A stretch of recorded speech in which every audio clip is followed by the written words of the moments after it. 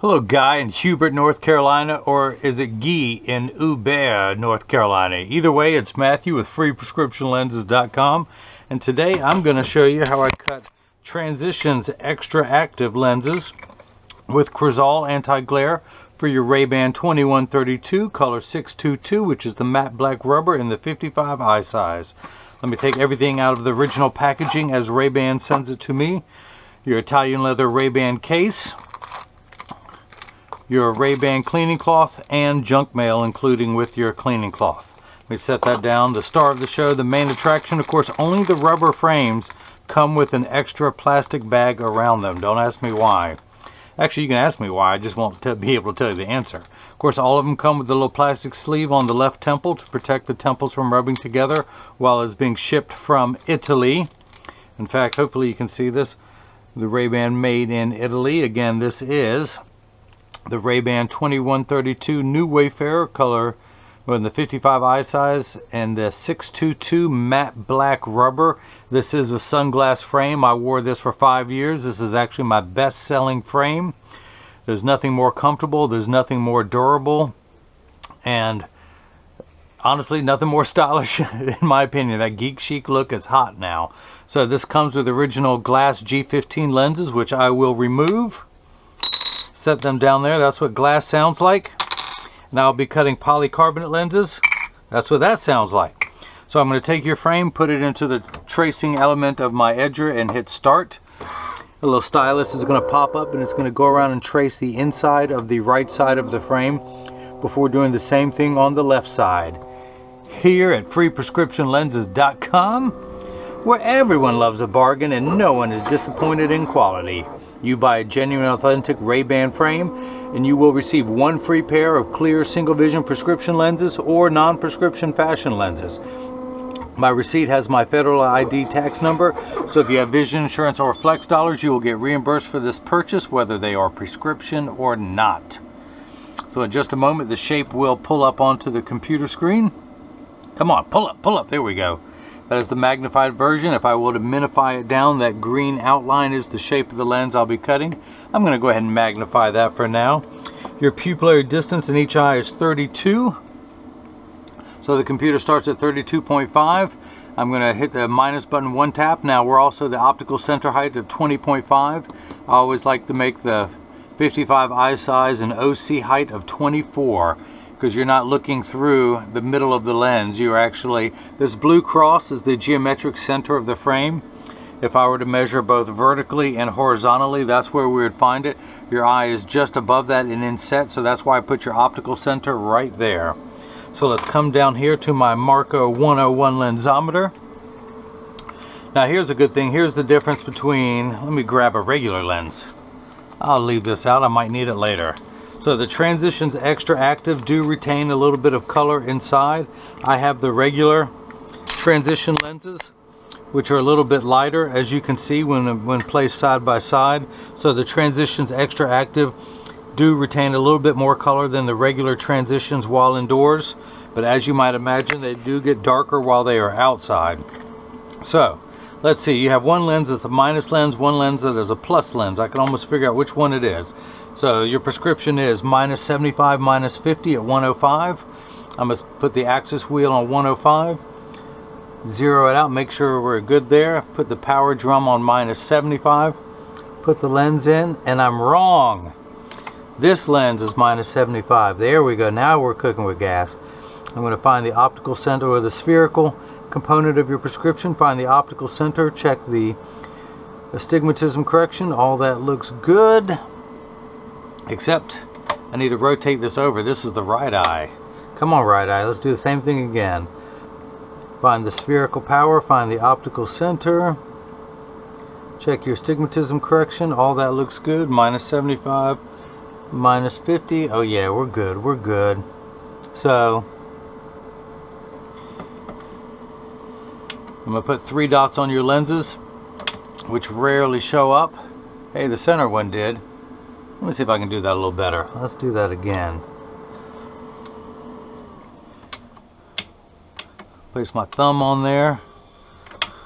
See if I can make them darker. Nope.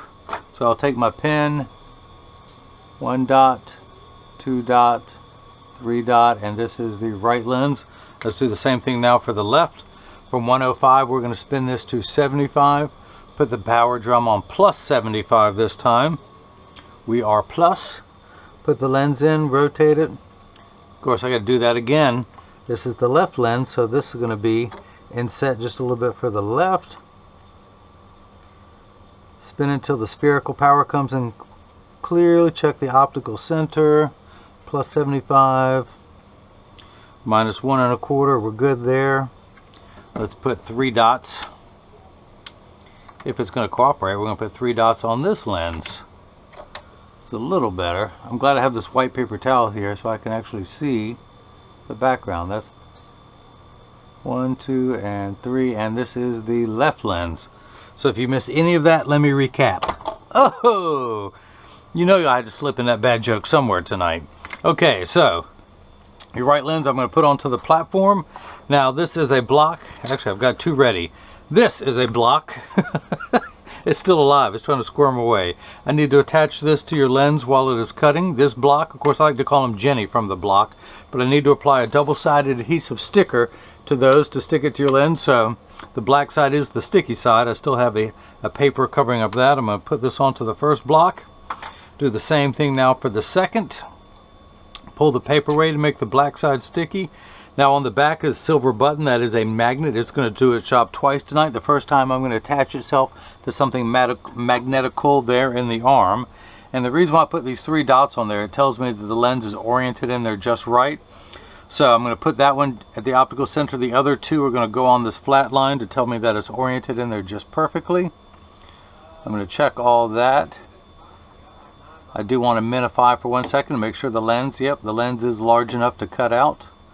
And I'm going to hit that button. The arm's going to come down and place the block onto the right lens. Let's do the same thing now for the not right lens. Again, the 3 dots are going to go on here. Let me take the paper away to make the black side sticky. Line up that magnet. Let's get all these lined up. Now your pupillary distance for your left eye is also 32. It has mirrored the right. Same optical center height. Get all that lined up there. Your optical center goes right there in the center, hence the term optical center. And we've got the dots on the outside. Take a look at that. Oh yeah, it's large enough to cut out. So make sure everything's still lined up. Hit that button. The arm's going to come down, place the block onto the left lens. Now this is the Edger. This is what costs $40,000. It weighs 200 pounds. I recommend everyone go out, buy their own, put it on your kitchen counter. Then you can cut your own lenses at home. You won't need this guy anymore to do it for you. So the actual cutting wheel is over here on the far right for now. It's going to move over once the machine starts up. But it has that white residue, which is lens material. This wheel is like a heavy grit sandpaper to grind away your lens material. This wheel in the center, or that channel, that little valley, that's what's going to cut the V-shaped bevel onto the lens so it stays inside the bevel of the frame.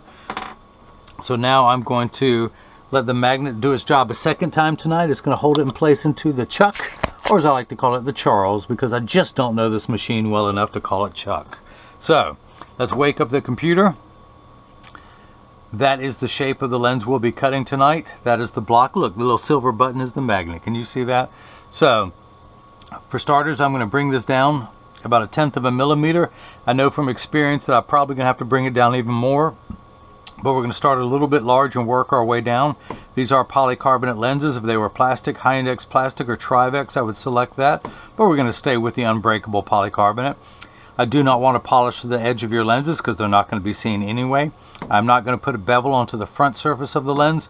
I'm only going to put a bevel onto the rear concave surface of the lens.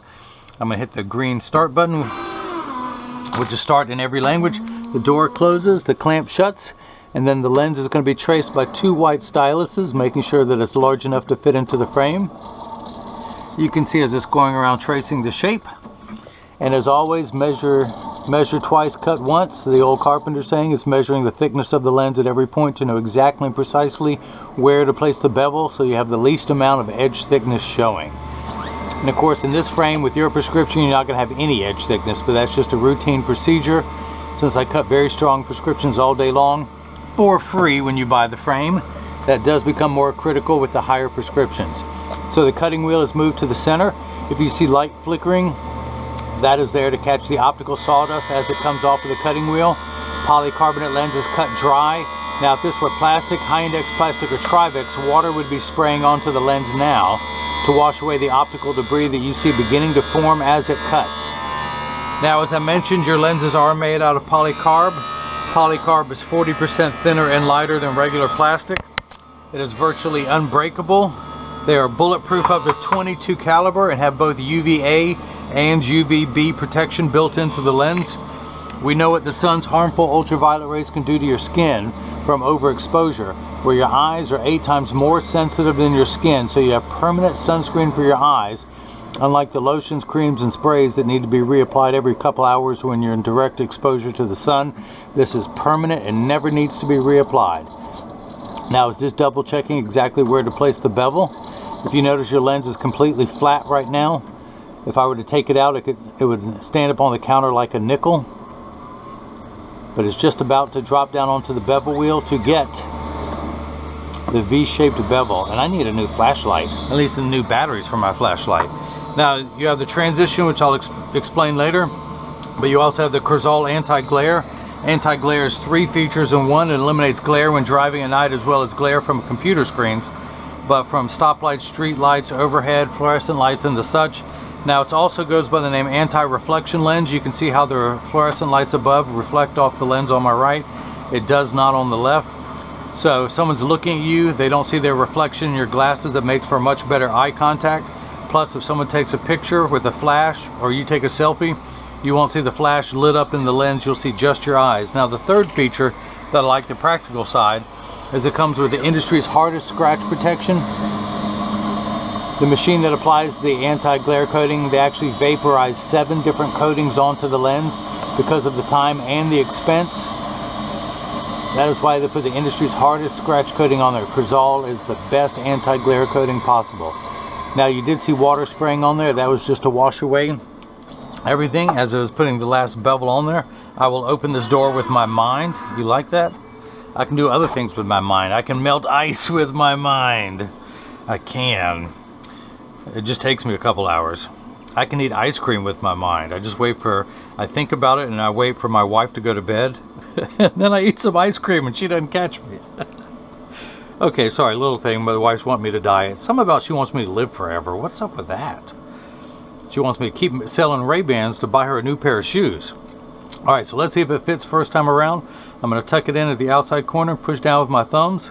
It snaps right in. I knew from experience to take it down a little bit. So we're going to flip that over to L, do the same thing. Although with this being a plus lens, I don't think it's going to fit first time around, but we'll find out. Hit the start button. The door closes, the clamp shuts. And again, the lens is going to be traced by the 2 white styluses, making sure that it's large enough to fit into the frame. And you can see as it's going around tracing that shape. And as always, measuring the thickness of the lens at every point to know exactly and precisely where to place the bevel, so you have the least amount of edge thickness showing. And of course, you have no edge thickness. Not in this frame and not with your prescription, but I'm still going to use the lighter, lightweight, unbreakable polycarb because, again, it is bulletproof. I've had several people email me, say that while they were mowing or weed eating or walking past someone who was, a rock flew up, hit him in the lens. Had a guy in England who was mowing. His kids had a little tent in the backyard, had a metal tent peg he didn't see. It shattered his mower blade, came up and hit him. The frames were cut up, and his doctor told him the only reason he still had an eye is because he bought lenses from me out of the unbreakable material. So we're going to spin the axis wheel back to 105, put it in just above that red dot, and we're going to read the prescription off. Where's my flashlight? Where's my flashlight? I'm getting -75. It starts at 0, -1/4, -50, -75, 1. So your prescription reads -75, -50 at 105. The unit of measurement we use in the optical world is called a diopter, spelled D-I-O-P-T-E-R. It starts at 0 and goes up in quarter increments from there, 0.25, 0.50, 0.75. So you are nearsighted. You need 3 steps of correction for your farsightedness. Without your glasses on, everything is much too large out of your right eye. Just the opposite for your left eye, so that's why there's a minus sign. your lens minifies 3 steps to make everything the correct size. Once it's the correct size, you need an additional 2 steps of astigmatism correction. Now, there is a stigma over the word astigmatism. It just means shape. It's like saying someone has straight hair, someone else has curly hair. That is it. It is not a disease. It is not an affliction. It fluctuates, it comes and goes. So you have one curve on your eye, minus 75 going this way. Your astigmatism is 2 steps this way. And the 105, that's how we line up those 2 curves so you see your best. And think of that as the fine-tune knob. We're turning that fine-tune knob to 105. So let's check your astigmatism correction. And we come up with minus 1 1/4. Remember high school algebra, you add 2 like signs together. Don't worry, I've forgotten it too. Let's use today's terms. You loan someone 75 cents and then they borrowed another 50 cents, they would owe you $1.25. That's where we're at, $1.25 in the red. Now, you're just the opposite in your left eye, plus 75. So you're actually far-sighted out of your left eye and nearsighted out of your right. So 3 steps of magnification here. That's why there's a plus sign, but you need an additional 5 steps of astigmatism correction to make everything be crisp and sharp. Without astigmatism correction, 6s and 8s look alike, or the letters P and F. I'm going to turn that fine-tune knob to 75. Now, a straight line, these are the first 2 numbers are real values to be concerned with. This last number, 105 for your right eye, 75 for your left, is the fine-tune knob. A straight line is 0 to 180 with 90 in the center, 180 over here, 270 at the bottom for those of you keeping score at home. For your right eye, we're going to turn that fine-tune knob just past the 90 to 185. For your left eye, we're going to stop just before the 90 at 75. You're actually 20 degrees apart. Is that right? 75? No, 30, I'm sorry. So, you're actually very close on the same meridian, although your eye's far-sighted in one eye, nearsighted in the other, which does happen. It's not super uncommon. So, let me take the left lens out and we're going to see if this fits. Being a plus lens, it is slightly thicker. It's actually, what's unique is your right eye, it's thin in the center, ever so slightly thicker at the edges. Your left eye, thick in the center and ever so slightly thinner at the edges, almost like a knife-like edge. So let's go ahead and tuck the left lens in, push down. Hey, it does fit, snaps right in. So let's go ahead and take this block off. That is no longer needed. Of course, it took the little red dot off with it. Let me go in there and let me spin the fine-tune knob to 75, put it in, find the center again, and we're at plus 75 in the black, minus 1 1/4, and we end up at minus 50. So we start with 75 up, we back down 75, and now we're at minus 50 below the 0. So that checks out. Your pupillary distance is 32 in each eye for a total of 64. In fact, I gotta put it back on. Gots to put it back on. Put that dot in the center. Come on. Let me darken that. Let me darken that. Can I see that? There it is. There it is. So, turn the card around. Check your pupillary distance. Place the 0 against the PD stick.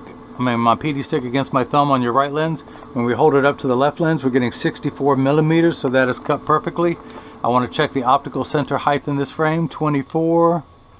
24. Wow, that's good. I couldn't have done any better if I had done that myself. So as you know, where'd my, there it is. When you get these in the mail, of course, free shipping anywhere in the United States, and Hubert, North Carolina, not only is it in the United States, it is near one of my favorite places on the planet, Topsail Beach. That is where I grew up going to the beach. It is exactly 3 hours and 10 minutes to South Topsail, which I prefer to go to. Surf City is in the center. North Topsail is to the north of there. When you go across the bridge, it is 3 hours to the Surf City Bridge. Take a left when you get to the other side of the bridge to go to North Topsail. You take a right to go to South Topsail.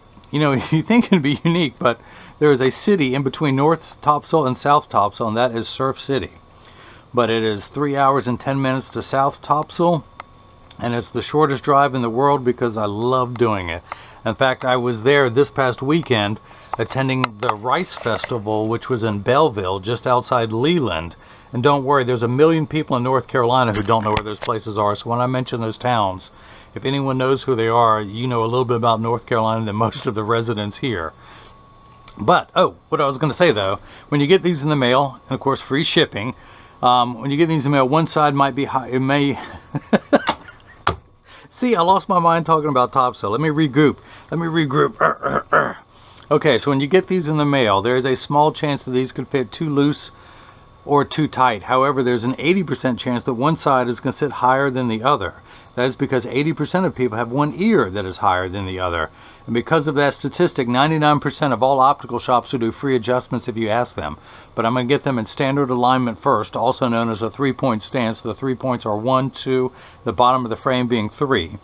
I set it down on the counter and press down. There is no wobble. When I say wobble, I'm going to take mine off and I set them on the counter. Mine wobble on the counter, but they sit level on me because I'm part of that 80%. For those of you keeping score at home, I'm wearing the Versace 3199 in color 5188, which is the navy blue, and Havana. Havana is just a fancy word of saying tortoise. So, put mine back on so I can see what I'm doing.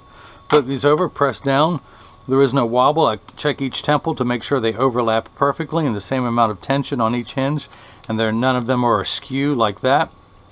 So, this is, let me go ahead and give them one good cleaning. In fact, you're going to get your Ray-Ban cleaning cloth in the case. You're going to get your Crizal cleaning cloth, and you're going to get one of my own premium microfiber cleaning cloths. And I always make sure that to test every cleaning cloth to make sure that it works. So if you get this in the mail and it's wrinkled, you know that it works. I field test every one. So this is what your lenses look like while they are clear. I'm going to go ahead and activate them, meaning I'm going to expose them to a strong burst of ultraviolet light to activate the transitions portion of your lens. Again, you can see how they do retain a little bit of color indoors as compared to mine, which are the regular transitions. Transitions are extra active. Regular transitions both have Crizal anti-glare coating. So, oops, I almost put yours on. That would have been something. Alright, let me put mine back on so I can see what I'm doing. I'm going to go ahead and put them in my little transitions box here and hit the button. Now, as you can see, all transition lenses will get dark on day one. It will continue to darken every day for the first 2 weeks until they get to their final exposure. Now, it takes about 30 to 45 seconds for transition lenses to darken. It takes about 45 seconds to a minute 15 to return back to virtually clear. Now, transition lenses will not get dark in your car except for yours, which are the transitions extra active. They will get between 30 and 50% of their hue while inside of a car. Now, they'll get extremely dark as soon as you step out of the car. And if you have a convertible or a motorcycle, then all transition lenses will get dark. They're also temperature sensitive, meaning they will get darker when it's 85 degrees and below than they will when it's 95 and above. But I remind everyone, when it's triple digits outside, you're miserable, your glasses are miserable. Nobody works 100% when it's 100 degrees outside. So this is the first time they have been activated. Don't worry, they're going to keep getting darker, guy. Come on, we talked about this, don't you remember? Or was I just rambling on about Topsail Beach? Yeah, okay, all right. See, my mind wanders. You got to get me off that. I got to stay at work here. Stay at work, Matt. Stay at work. So this is it. This is the first time they've been activated, but they will continue to darken. Of course, as I keep running my mouth, they're going to continue to lighten. But if anyone has any questions, just email me at freeprescriptionlenses@gmail.com. And no, I do not work for the Topsail Beach Tourism Council. But if I am looking for a job, that's where I'd move to. So,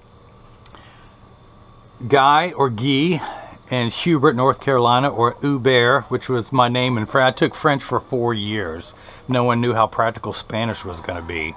But I hope you enjoyed watching as I cut Transitions extra active lenses with Crizal anti-glare for your Ray-Ban 2132 New Wayfarer color 622, which is the matte black rubber in the 55 eye size.